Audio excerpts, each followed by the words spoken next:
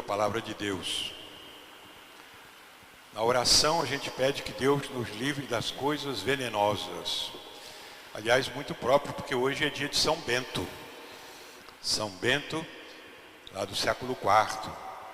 Foi aquele rapaz que tinha estudado em Roma, mas chamado por Deus resolveu deixar tudo e se recolher na solidão para rezar. O mundo estava uma confusão nesse tempo. Era o tempo do rei Clovis, que se converteu, que era o bárbaro, os gauleses na França. Se converteu, deixou os ídolos e foi batizado por São Remi. E quando ele entrou na igreja, o bispo falou com ele, adora o que queimaste, queima o que adoraste. Jogar fora os ídolos, porque agora você é cristão. Por isso que a França se gloria de ser a filha primogênita da igreja, porque o rei se converteu e todo o povo com ele, os gauleses, que agora são os franceses. Nessa época, São Bento se recolhia numa gruta, em Subiaco, para viver da oração. Depois de viver vários anos ali, ele saiu com um grupo de discípulos e foi para Monte Cassino, outro mosteiro belíssimo.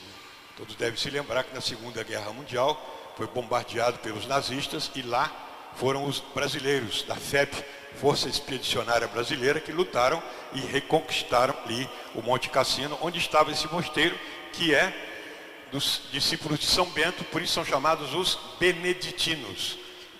Bento em latim é benedictus, daí beneditino são os discípulos de São Bento. São Bento é o patriarca dos monges do Ocidente. Então quase todas as ordens monásticas seguem a regra de São Bento, uma regra belíssima que mostra como deve ser a vida cristã, de modo especial aqueles que se dedicam totalmente a Deus nos mosteiros. São Bento, então, uma vez, havia um outro mosteiro, onde havia muita desordem, os monges estavam em decadência, aí chamaram São Bento, o senhor podia ser o nosso superior para botar ordem no mosteiro. São Bento disse, não vai dar certo, porque vocês não vão aceitar a disciplina que eu quero. E de fato ficou algum tempo lá, eles não aceitaram, e um dia serviram a São Bento um vinho, ele tomar o vinho. Quando puseram assim na bandeja, São Bento abençoou e o copo se partiu. O vinho estava envenenado. Eles queriam matar São Bento. Por isso que ele falou, viu? Não falei que não ia dar certo? Vocês não iam aceitar a disciplina. Sempre houve problemas, né, na igreja, sempre houve problemas. Padres bons, padres maus, monges bons, monges ruins. Por isso que São Bento é invocado contra os venenos. Aquela cruz de São Bento que todo mundo costuma usar, tem aí na livraria, todo mundo tem a cruz de São Bento, né? A cruz seja a minha chefia, não o diabo seja o meu guia. Então, a bênção de São Bento, né, que é contra o veneno de cobra, contra o veneno de gente venenosa, né, contra todos os venenos. Por isso ele está pedindo na missa de hoje que Deus nos livre dos venenos. E São Bento, o grande monge beneditino, fundador dos beneditinos, nos livre de qualquer veneno do mal, que é o pecado. São Paulo, nessa epístola, fala bem isso, né? A gente se converter, e não a gente servir ao pecado. Quando a gente estava no pecado, a gente servia ao pecado, era escravo do pecado. Agora somos livres, filhos de Deus. Nosso Senhor no Evangelho ensina para a gente ter discernimento. Discernimento, saber separar o bem do mal. Porque pela filosofia a gente aprende, e teologia também, que a nossa inteligência é feita para a verdade.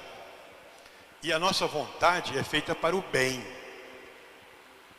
Por isso que a inteligência se curva diante da verdade. Ela não tem como não aceitar a verdade. Porque a verdade se impõe por si mesma. O problema é que às vezes a verdade vem misturada com o erro. Aí é fácil de enganar. Porque tem aparência de verdade. Assim também o bem. Nós somos atraídos pelo bem. Mas às vezes o bem vem misturado com o mal e a gente pensa que está aderindo ao bem e está aderindo ao mal. É assim que acontece, né? É igual como a gente vai pescar. A gente não põe o anzol puro. Peixe nenhum vai morder o anzol. A gente põe uma minhoca que cobre o anzol. O peixe pensa, com a imaginação, que está comendo minhoca, mas está mordendo o anzol. Aí junto com a minhoca vai o anzol e ele morre pela boca. Assim também, nós muitas vezes temos o mal revestido de bem, com aparência de bem. Nosso Senhor disse: guardai-vos dos falsos profetas, que vêm a vós vestido de ovelhas, com aparência de bem, mas por dentro são lobos vorazes. É o mal. É uma figura que Nosso Senhor está usando, né? Uma ovelha, é um lobo vestido de ovelha, fantasiado de ovelha. Então Nosso Senhor disse para a gente ter cuidado. Falso profeta, profeta quer dizer aquele que fala em nome de Deus. Falso profeta é aquele que parece que está falando em nome de Deus, mas não está.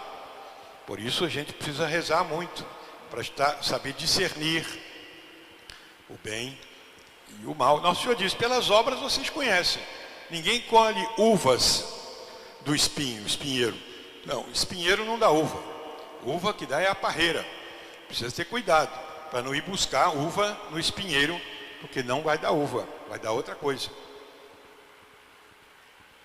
Falso profeta, então, é tudo aquilo que tem aparência de bem, mas que na verdade é mal. Por exemplo, o diabo.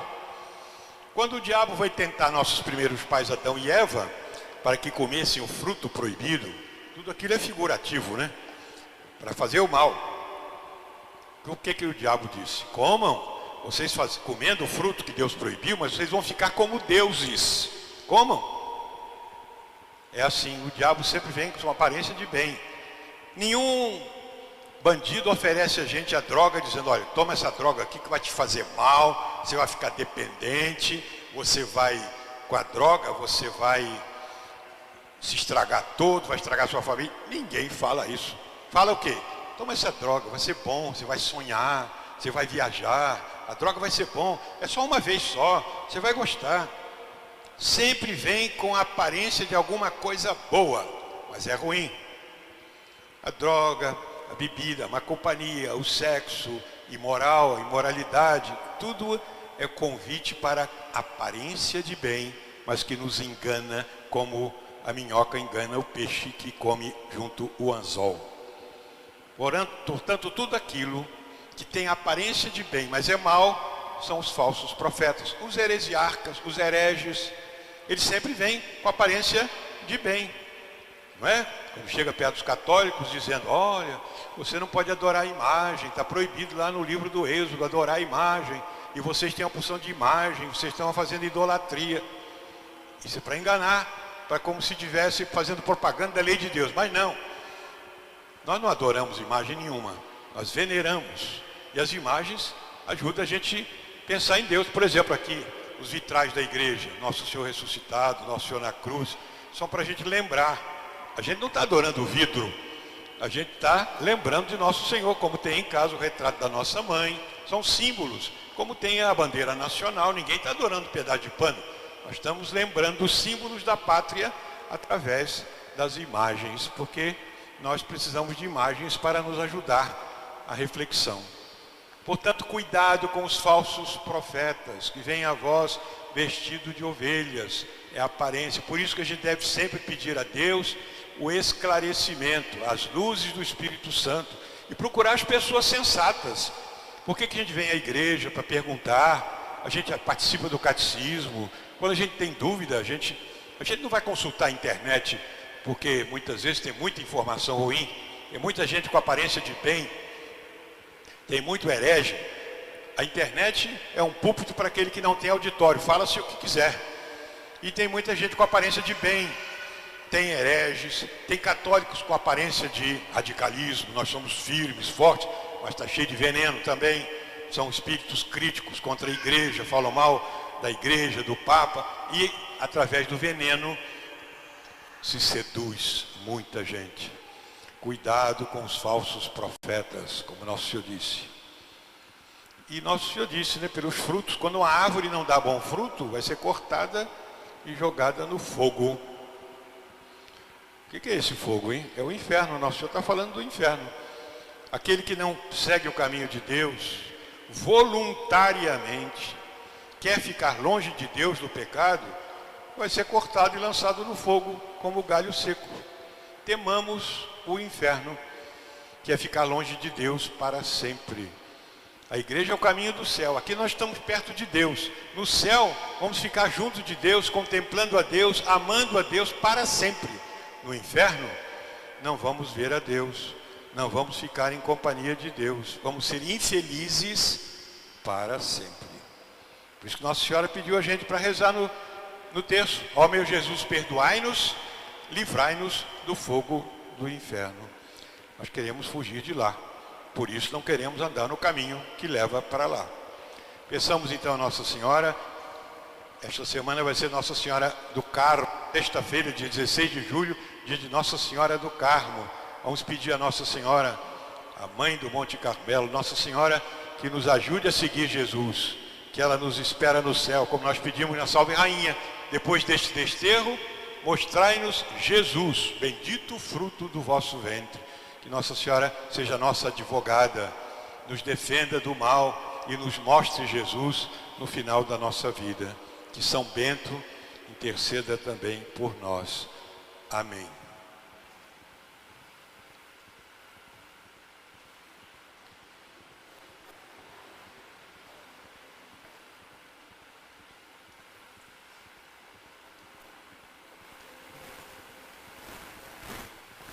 Cantemos com firmeza e convicção a nossa profissão de fé.